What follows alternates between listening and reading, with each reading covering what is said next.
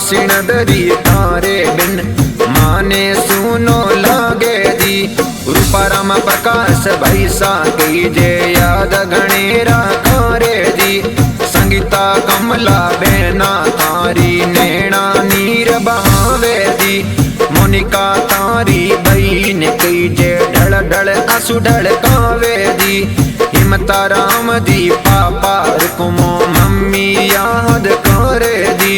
राजू राम दादो साखे मी दादी नैना नीर बहावे दी।